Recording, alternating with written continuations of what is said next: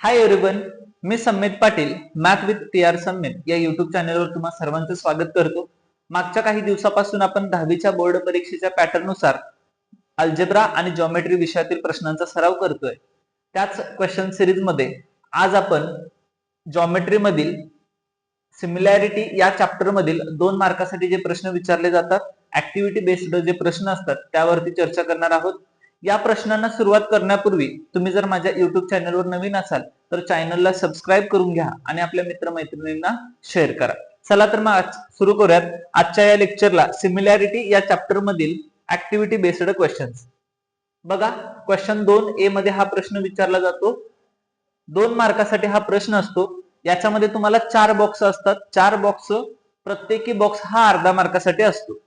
आता 4 बॉक्स जर बरोबर भरला तर तुम्हाला 2 पैकी 2 मार्क मिळतील आणि बऱ्यापैकी ऍक्टिव्हिटी बेस्ड क्वेश्चनचे हे जे काही उत्तर असतात त्याच प्रश्नात असतात. दिलेल्या प्रश्नामध्येच त्याची उत्तरं असतात.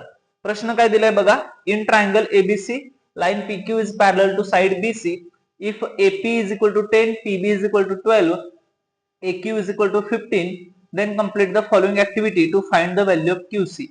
QC ची व्हॅल्यू आपल्याला शोधायचं आहे. काय दिले बघा. ट्रायंगल एबीसी मध्ये लाईन PQ आणि साइड BC एकमेकांना पॅरलल आहे. PQ आणि BC पॅरलल आहेत एकमेकांना. याचा अर्थ हा बेसिक प्रोपोर्शनॅलिटीचा थेरम आहे. इथं हा रेशो दिलाय बघा, AP upon PB, AQ upon QC. जेव्हा बेसिक प्रोपोर्शनॅलिटी थेरम आपण बघितलेला आहे, त्रिकोणामध्ये एखाद्या बाजूला एक रेषा काय असते, पॅरलल असते, तेव्हा हा जो भाग आहे हा छेद हा आणि हे छेद हे, म्हणजे एपी छेद इकडं समजा बी नाव दिलंय, एपी छेद PB आणि AQ छेद QC हे दोन्ही इक्वल असतात. म्हणून याच्या पुढच्या बॉक्स मध्ये रिझन येईल बेसिक प्रोपोर्शनॅलिटी थेरम.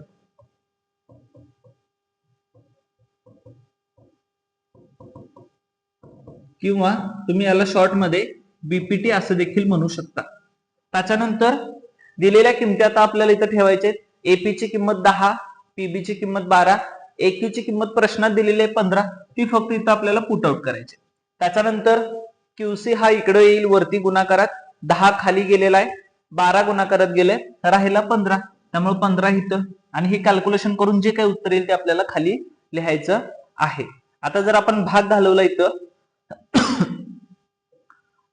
बे पंचे 10, बे सक्क 12, त्याच्यानंतर 5 एके 5, 5 त्रिक 15 आणि 6 आणि 3 या दोघांचा गुणाकार 18. त्यामुळे QC ची किंमत येते इथं 18. बाकी हे सगळं भाग घालवलेलं आपल्याला इथं लिहायचं नसतं, हे तुम्हाला कच्च्या मध्ये काम करावं लागेल. इथं तुमचं असेल 15, भाग घालून तुमचं फायनल उत्तर येतंय 18. नेक्स्ट क्वेश्चन कडे जातोय आपण. नेक्स्ट क्वेश्चन बघा. नेक्स्ट क्वेश्चन देखील बेसिक प्रोपोर्शनॅलिटी थेरम वरती आहे, त्यामुळे आता मी डायरेक्ट एक्सप्लेन करतोय बघा. इन ट्रायंगल एबीसी DE हा पॅरलल आहे BC ला, हा DE पॅरलल आहे BC ला, म्हणून AD छेद DB आणि AE छेद EC हे बेसिक प्रोपोर्शनॅलिटी थेरम मध्ये आपण शिकलोय, त्यामुळे याचं रिझन असेल BPT किंवा बेसिक प्रोपोर्शनॅलिटी थेरम असं तुम्ही डिटेल मध्ये लिहा. 6/9 AE अपॉन EC. EC ची किंमत प्रश्नात दिली बघा किती, 7.5, म्हणून आता ह्या EC च्या जागी रिप्लेस करून आपण इथे लिहितोय 7.5. त्याच्यानंतर बेसिक कॅल्क्युलेशन आपल्याला करायचं आहे. हा 6 इथं आहे, 7.5 गुणाकारात गेला आणि छेदातला 9 हा इथं शिल्लक आहे. 6 गुणिले 7.5, 6 गुणिले 7.5 भागाकारात 9 हे कॅल्क्युलेशन करून फायनल उत्तर आपल्याला इथं लिहायचं आहे. बघा, 6 आणि 9 3च्या पाड्यात आहे, 3 दोन्ही 6, 3 त्रिक 9, 75 ला भाग जातोय का बघा, 3 एके 3, 3 दोन्ही 6, उरला 1, 3 5 15, 2.5 आणि अडीचच्या दुप्पट 5, त्यामुळं AE च किंमत आपल्याला इथं 5 मिळते. या पद्धतीने आपण ऍक्टिव्हिटी बेस्ड क्वेश्चन्स बघतोय, ज्याच्यामध्ये प्रत्येक बॉक्सची किंमत अर्धा मार्क आहे. इथं अर्धा, इथं अर्धा, इथं अर्धा आणि इथं अर्धा. बेसिक प्रोपोर्शनॅलिटी थेरमचा वापर इथं झालेला आहे. नेक्स्ट क्वेश्चन हा बघा, याच्यामध्ये काय म्हटलेलं आहे. In triangle ABC ray BD bisect angle ABC. हा जो BD आहे तो ABC या अँगलला बायसेक्ट करतोय, म्हणजे अँगल बायसेक्टर थेरम आहे. पुढे म्हटलेलं आहे if ADC A dash D dash C A dash E dash B, म्हणजे हे लिनियर आहेत, लिनियर पॉइंट्स आहेत, कोलिनियर पॉइंट्स आहेत, एका रेषेवरती येणारे पॉइंट्स आहेत. Segment ED parallel to BC, हा ईडी पॅरलल आहे बीसी ला, म्हणजे बीपीटीचा पण वापर होईल इथं. Then prove that AB upon BC AE upon EB. Okay, बघा, in triangle ABC ray BD is the bisector of angle ABC, therefore AB upon BC. आता अँगल बायसेक्टर थेरम काय सांगतो, जो बायसेक्टर आहे तो त्याच्या अपोजिट साइडला काय करतोय, दोन भागांमध्ये डिवाइड करतोय आणि त्यांचा रेशो म्हणजे ए पासून डी पर्यंत आणि डी पासून सी पर्यंत जो काही सेगमेंट आहे यांचा रेशो हा रिमेनिंग टू साइडच्या रेशो एवढा असतो. आता त्यांनी आपल्याला दिलंय AB अपॉन BC, म्हणजे हे AB आणि BC रिमेनिंग टू साइड्स दिलेत, राहिलेला हा AD आणि DC आपल्याला लिहावा लागेल. त्यामुळे इथं येईल AD आणि इथं येईल DC. त्याच्यानंतर पुढे म्हटलेलं आहे in triangle ABC segment DE is parallel to segment side BC. हा जो BC आहे आणि हा DE आहे ते एकमेकांना पॅरलल आहेत, त्यामुळे बेसिक प्रोपोर्शनॅलिटी थेरमचा वापर होईल. AE अपॉन EB, बघा AE अपॉन EB आणि AD अपॉन DC हा बेसिक प्रोपोर्शनॅलिटी थेरम आहे, मगाशी पण आपण प्रश्नात बघितलं, त्यामुळे याचं रिझन असेल BPT. पुढं आता AB अपॉन, इथं खाली काय येईल ते आपल्याला बघायचं आहे 1 आणि 2 वरून. बघा, AB अपॉन BC आणि AD अपॉन DC आणि इथं AE अपॉन EB आणि AD अपॉन DC दोन्हीचं राईट हँड साइड इक्वल आहे, म्हणजे इथं पण AD अपॉन DC आहे, इथं पण AD अपॉन DC आहे. याचा अर्थ AB अपॉन BC च्या जागी आपण चेंजेस करू शकतो आणि इथं देखील आपण चेंजेस करू शकतो.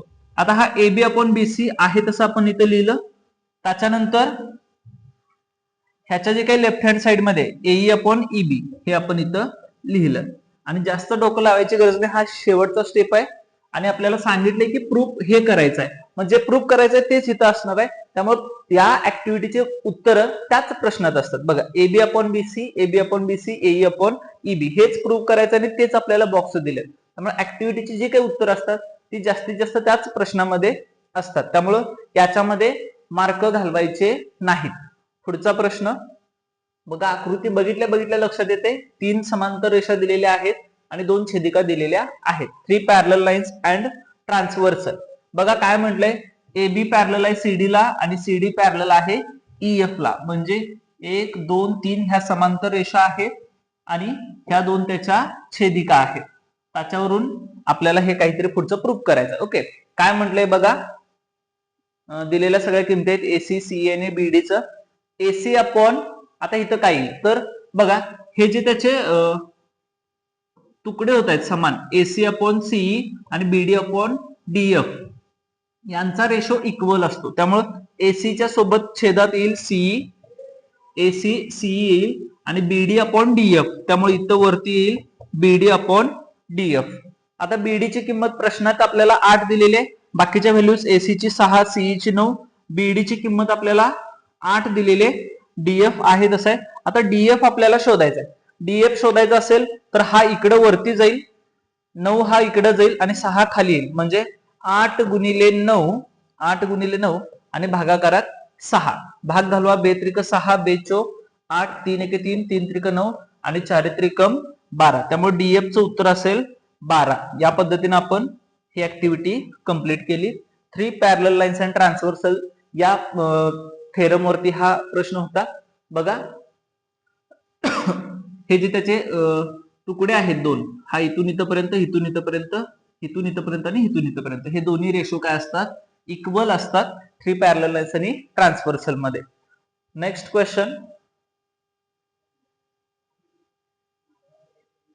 हा क्वेश्चन बघा काय दिलेला आहे.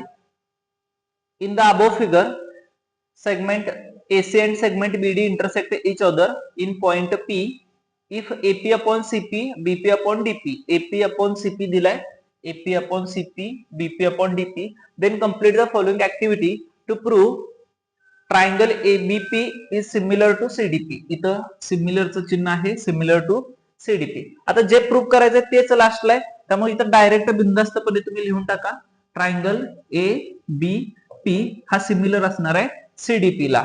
ओके, आता राहिलं हा कुठे दिला, हा प्रश्नातच दिलाय, if AP upon CP is equal to BP upon DP, हा दिलेला आहे, त्यामुळे याच्या कंसात रिझन येईल गिवन. प्रश्नात दिलेला आहे त्यामुळे गिवन. त्याच्यानंतर पुढं APB is congruent to box दिलाय व्हर्टिकली अपोजिट अँगल्स. आता आकृतीत बघितलं व्हर्टिकली अपोजिट कुठले आहेत? APB हा असेल तर याच्या अपोजिट हा अँगल आहे, त्याचं नाव आपण इथून घेऊयात. APB दिला असेल तर त्याला अपोजिट असेल CDP, त्यामुळं अँगलचं नाव असेल इथं CDP. आता हे दोन्ही त्रिकोण सिमिलर झाले कोणत्या टेस्ट नुसार? वेगवेगळ्या टेस्ट आहेत, SSS टेस्ट आहे, SAS आहे, ASA आहे.